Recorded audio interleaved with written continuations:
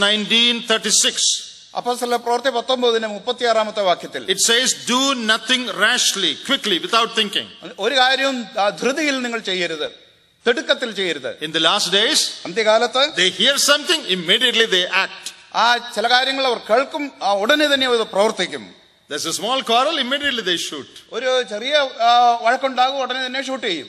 Self-willed. സ്വയം കൊണ്ട് ചെയ്യുന്ന കാര്യങ്ങൾ. And number 17.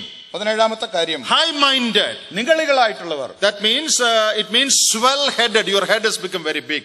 തല ചീർത്തിരിക്കുന്നവരായിട്ടുള്ളവർ. The literal meaning of that word used here is enveloped, surrounded by smoke. Smoke, that's the word. പുക കൊണ്ട് ചുറ്റും ആവരണം ചെയ്തിരിക്കപ്പെട്ടിരിക്കുന്നവരെന്നാണ് അതിന്റെ original walk. What is the meaning of that? അതിന്റെ അർത്ഥം എന്താണ്? When you are surrounded by smoke, you cannot see anything. You don't know where you're going or what you're doing. നിങ്ങൾ പുകപടലത്തിനകത്ത് ആവരണം ചെയ്യപ്പെട്ടിരിക്കുമ്പോൾ ഒന്നും കാണാനായിട്ട് കഴിയുകയില്ല. That is the condition of people who are high-minded. അങ്ങനെ ഈ ഉന്നതമായിട്ടുള്ള ഭാവമുള്ളവർക്ക് അങ്ങനെയാണ് സംഭവിക്കുന്നത്. They are enveloped by a smoke. ഈ പുക കൊണ്ട് അവർ ആവരണം ചെയ്തിരിക്കുകയാണ്. So he doesn't know what he is doing. എന്താണ് ചെയ്യുന്നത് ഒരു വിവരമില്ലാത്തവർ. And number 18. 18ാമത്തെ കാര്യം, lovers of pleasures. ഭോഗപ്രിയരായിട്ടുള്ളവർ. Hedon is the word for pleasure in Greek. ഹെഡോൺ എന്നാണ് ഗ്രീക്കിൽ പ്ലഷർ അല്ലെങ്കിൽ ഉല്ലാസം എന്നുള്ള വാക്കിനെ ഉപയോഗിച്ചിരിക്കുന്നത്. So it is from there that we have the word hedonism, loving just pleasure. അതുകൊണ്ടാണ് ഹെഡോണിസം അല്ലെങ്കിൽ ഭോഗപ്രിയം എന്നുള്ള വാക്ക് നമുക്ക് ലഭിച്ചിരിക്കുന്നത്. In the last days, അന്ത്യകാലത്ത് people will love pleasure.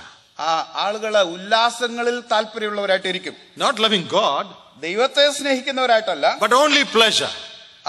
ഉല്ലാസങ്ങളെ, ഭോഗങ്ങളെ മാത്രം സ്നേഹിക്കുന്നവർ. Oh, Sunday is a holiday, let's go boating.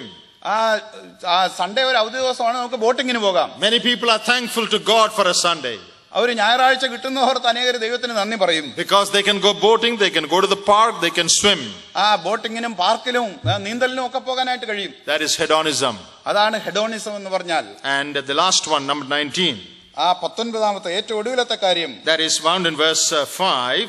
5ാമത്തെ വാക്യത്തിലാണത്. having a form of godliness without its power. ഭക്തിയുടെ വേഷം ധരിച്ചതിന്റെ ശക്തി ത്യജിക്കുന്നവരായിരിക്കും. It's a very strong statement. വളരെ ശക്തമായിട്ടുള്ള ഒരു പ്രസ്താവനയാണിത്. They will not give up the form of godliness. അവർക്ക് ദൈവപ്രിയമില്ല. They will not give up the form. അവർക്ക് ദൈവഭക്തിയെ അവർ ഉപേക്ഷിക്കയില്ല. The form will be there, the outside thing will be there. പുറമേയുള്ള കാര്യങ്ങളൊക്കെ അവിടെയുണ്ട്. But they will not have the power. എന്നാൽ അവർ ശക്തിയെ ത്യജിക്കുന്നവരായിരിക്കും. The word power here is the word dunamis, from which the word dynamite has come. ശക്തി എന്നുള്ള വാക്കിന്റെ ഡുനാമിസ് എന്നുള്ള വാക്കിൽ നിന്നാണ് വന്നിരിക്കുന്നത്. അതിന്റെ അർത്ഥം ഊർജം, ശക്തി. Power residing in something because of its nature. അതിന്റെ സ്വഭാവത്തിൽ തന്നെ അല്ലെ പ്രകൃതിയിൽ നിന്ന് തന്നെ ശക്തി ഉളവാക്കുന്ന. Godliness has a power. ദൈവഭക്തിക്ക് ഒരു ശക്തിയുണ്ട്. What power? എങ്ങനെയുള്ള ശക്തി? To change our lifestyle. നമ്മുടെ ജീവിത രീതികൾക്ക് മാറ്റം വരുത്തുവാൻ കഴിയുന്ന ശക്തി. But these people, എന്നാൽ ഈ മനുഷ്യർ, they will have godliness outside. ദൈവഭക്തി പുറമേ മാത്രമേ ഉള്ളൂ. But it will not affect their lives. അവരുടെ ജീവിതത്തിന് യാതൊരു രൂപാന്തരവുമില്ല. They will have the form of godliness.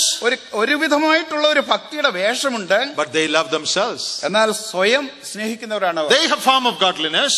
ദൈവഭക്തിയുടെ ഒരു സ്വഭാവമുണ്ട്. But they love money. എന്നാൽ പണത്തെയാണ് കൂടുതൽ സ്നേഹിക്കുന്നത്. They have form of godliness, but they are proud. ഒരു ദൈവഭക്തിയുടെ ഒരു വേഷമുണ്ടെങ്കിൽ തന്നെ ഒരു അഹങ്കാരികളാണ്. Outward form makes the whole thing all the more dangerous. പുറമേ മാത്രമുള്ള കാര്യങ്ങൾ വളരെ അപകടകരമായിട്ട് തീരുന്നു. Now it's time to conclude now. എനിക്കിവിടെ അവസാനിപ്പിക്കുവാനായിട്ട് സമയമായി. Dear brothers and sisters, പ്രിയ സഹോദരി സഹോദരന്മാരെ, we can also fall into this category. ഈ പട്ടികയിൽ നമുക്കും പെടാനായിട്ട് കഴിയും. We have an external form of godliness. ഒരു കണക്കിനുള്ള ഒരു ദൈവഭക്തിയൊക്കെ നമുക്കുണ്ട്. We cover our head. തലയൊക്കെ മൂടിയിരിക്കും. We sing the right hymns. ശരിയായിട്ടുള്ള പാട്ട് പാടും. We have the right hymn book. ശരിയായിട്ടുള്ള പാഠപുസ്തകമാണ് നമ്മുടെ. We believe the right doctrine. ശരിയായ ഉപദേശം നമുക്കുണ്ട്. It's all good. എല്ലാം നല്ലത് തന്നെ. But where is the dunamis? എവിടെയാണ് ഈ ശക്തി ഇരിക്കുന്നത്? Which power? ഏത് ശക്തി? I'm not talking about power that shouts and jumps. ഇവിടെ കിടന്ന് ബഹളം ഉണ്ടാക്കുന്ന അല്ലെങ്കിൽ ചാടുന്ന ശക്തിയെ കുറിച്ചല്ല ഞാൻ പറയുന്നത്. That power that changes lives. നമ്മുടെ ഹൃദയത്തിന് രൂപാന്തരം വരുത്തുന്നതായിട്ടുള്ള ശക്തി. That makes us more loving and humble and people who are concerned. ദൈവത്തെ സ്നേഹിക്കുന്ന, നമ്മെ തന്നെ താഴ്ത്തുവാൻ കഴിയുന്ന, മറ്റുള്ളവരെ കരുതുവാൻ കഴിയുന്നതായിട്ടുള്ള ഒരു ശക്തി. People want religion and sin at the same time. മതവും ദൈവഭക്തിയും ഒരുപോലെ തന്നെ ആഗ്രഹിക്കുന്ന ആളുകളുണ്ട്. അതേസമയം തന്നെ പാപം ചെയ്യുന്ന ആളുകളുണ്ട്. They have religion. അവർക്ക് മതം മാത്രമേ ഉള്ളൂ, ഭക്തി മാത്രമേ ഉള്ളൂ. They have no God. അവർ ദൈവത്തെ അറിയുന്നു. What about us? നമ്മെ സംബന്ധിച്ചോ? We profess to be godly. ദൈവഭക്തരാണെന്ന് നാം അഭിമാനിക്കാറുണ്ട്. But what about these characters that we were talking about? എന്നാൽ ഇപ്പോൾ നാം പറഞ്ഞ പട്ടികയോ?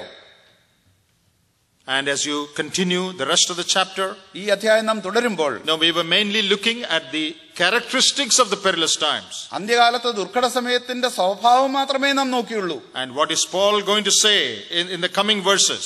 അടുത്ത വാക്യങ്ങളിൽ പൗലോസ് എന്താണ് പറയുന്നത്? Dear Timothy, Priya തിമോത്തിയോസേ, false teachers are there. ദുരുപദേഷ്ടാക്കന്മാരായിട്ടുള്ള ആളുകൾ എവിടെ? You count the things they do. അവര് ചെയ്യുന്നതായിട്ടുള്ള കാര്യങ്ങളെ നീ നോക്കുക. They will creep in. അവരെ നുഴഞ്ഞു കയറുന്നവരാണ്. They will influence people. മറ്റുള്ളവരെ സ്വാധീനം ചെയ്യുന്നവരാണ്. They are corrupt minded. അവരുടെ ഹൃദയമൊക്കെയും വളരെ മടുത്തിരിക്കുന്നു. One day they are going to be exposed. One day they are going to be exposed. അത് വെളിച്ചത്ത് വരുവാനായിട്ട് പോകുന്നു. Then Paul tells Timothy, തിമോത്തിയോസിനോട് പൗലോസ് പറയുകയാണ്, look at my life. എന്റെ ജീവിതത്തെ നീ നോക്കുക. Look at my doctrine. എന്റെ ഉപദേശത്തെ നീ നോക്കുക. Look at my lifestyle. എന്റെ ജീവിത രീതിയെ നീ നോക്കുക. He says 10 things. 10 കാര്യങ്ങൾ അവൻ പറയുന്നുണ്ട്. Long suffering, charity, patience, so many things. ഇവിടെ അവൻ പറയുന്നതായിട്ടുള്ള അനവധി കാര്യങ്ങളുണ്ട്. And then in conclusion he tells Timothy, അവസാനമായിട്ട് തിമോത്തിയോസിനോട് പൗലോസ് പറയുകയാണ്, persecution is a part of Christian life. ക്രിസ്തീയ ജീവിതത്തിന്റെ ഒരു ഭാഗമാണ് ക്രിസ്തുയേശുവിൽ ഭക്തിയോടെ ജീവിക്കുവാൻ മനസ്സുള്ളവർക്ക് ഉപദ്രവം ഉണ്ടാകുമെന്നുള്ളത്. Don't get discouraged. നിരാശപ്പെട്ടു പോകരുത്. Continue in what you are doing. നീ ചെയ്യുന്ന കാര്യങ്ങളിൽ നീ തുടരുക. You have learned the right things. നീ ശരിയായ രീതിയിൽ ബാല്യം മുതൽ നല്ല കാര്യങ്ങളെ പഠിച്ചു. From the word of God. ദൈവത്തിന്റെ വചനത്തിൽ നിന്ന്. Stand on that solid ground. ഉറച്ച നിലത്ത് നീ ഉറച്ചു നിൽക്കുക. Follow the teaching. ഉപദേശങ്ങളെ നീ പിന്തുടരുക. And obey the corrections, the reproof that the word of God gives. ദൈവത്തിന്റെ വചനം നൽകുന്നതായിട്ടുള്ള കാര്യങ്ങൾ നീ പഠിച്ച് നിശ്ചയം പ്രാപിച്ചു ഇരിക്കുക. And it will make you a perfect man, a mature man. അങ്ങനെ ആയാൽ നീ എല്ലാ കാര്യത്തിലും പ്രയോജനമുള്ള ഒരുവനായിട്ട് തീരും. That is the exhortation that Paul gives. അതാണ് പൗലോസ് നൽകുന്ന പ്രബോധനം. So how shall we conclude this? എങ്ങനെയാണ് ഇത് ഉപസംഹരിക്കുക? We are living in the last days. അന്ത്യകാലത്ത് നാം ജീവിക്കുന്നു. And we looked at the characteristics. സ്വഭാവവിശേഷങ്ങൾ നാം കണ്ടു. Are these characteristics in us? ഈ സ്വഭാവവിശേഷങ്ങൾ നമ്മെ സംബന്ധിച്ചും വാസ്തവമാണോ? If you see them in you, അത് നമ്മുടെ ജീവിതത്തിൽ ഉണ്ടെങ്കിൽ confess, ഏറ്റുപറയുക, forsake, അത് ഉപേക്ഷിക്കുക. and God will help us. ദൈവം നമ്മെ സഹായിക്കും. What shall we do? നാം എന്ത് ചെയ്യണം? Hold on to the word. നാം പഠിച്ചിരിക്കുന്നതിൽ നിലനിൽക്കുക. The truths of the word of God. ദൈവത്തിന്റെ വചനത്തിലെ സത്യങ്ങളിൽ. Allow the word of God to change our lives. നമ്മുടെ ജീവിതത്തിന് രൂപാന്തരം വരുവാനായിട്ട് ദൈവത്തിന്റെ വചനത്തെ സ്നേഹിക്കുക. Not enough to say we have the right doctrine and the right word. ശരിയായ ഉപദേശവും ശരിയായ വാക്കുകളും നമുക്കുണ്ടെന്നല്ല. Allow that word to transform your life. നമ്മുടെ ജീവിതത്തിൽ അത് ക്രിയ ചെയ്യുവാനായിട്ട് നാം അനുവദിക്കുക. And then in the midst of these last days, perilous days, you can live a godly life. അങ്ങനെയാണെങ്കിൽ ദൈവഭക്തിയോടെയുള്ള ഒരു ജീവിതം ഈ ദുർഘട സമയത്തിന്റെ മധ്യത്തിൽ ജീവിക്കുവാൻ നമുക്ക് കഴിയും.